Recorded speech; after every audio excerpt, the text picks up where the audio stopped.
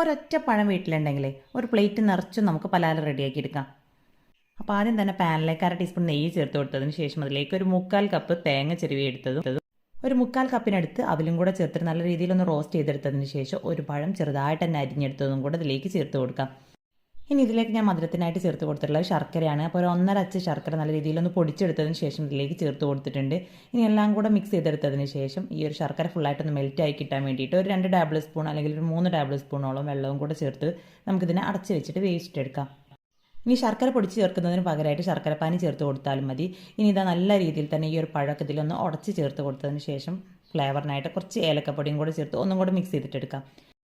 ഇനി ഇതിനെ ചെറു ചൂടോട് കൂടെ തന്നെ ഇതേ രീതിയിൽ ഇഷ്ടമുള്ള വലുപ്പത്തിൽ നമുക്ക് ബോൾസ് ആക്കിയിട്ട് എടുക്കാം. അപ്പോൾ അതെല്ലാം ഞാൻ ഈ ഒരു വലുപ്പത്തിൽ ബോൾസ് ആക്കി മാറ്റി വെച്ചിട്ടുണ്ട്. അടുത്തതായിട്ട് ഒരു ബൗളിലേക്ക് 1/2 കപ്പ് മൈദയും 1.5 ടീസ്പൂണോളം അരിപ്പൊടിയും പിന്നെ ഒരു 1/4 ടീസ്പൂൺ ഉപ്പും കൂടെ ചേർത്ത് കൊടുത്തതിന് ശേഷം കളറിനായിട്ട് ഒരു അല്പം മഞ്ഞൾപ്പൊടിയും കൂടെ ചേർത്ത് ഇതിനൊരു ലൂസായിട്ടുള്ള ഒരു ബാറ്റർ ആക്കിയിട്ട് റെഡി ആക്കിയിട്ട് എടുക്കാം.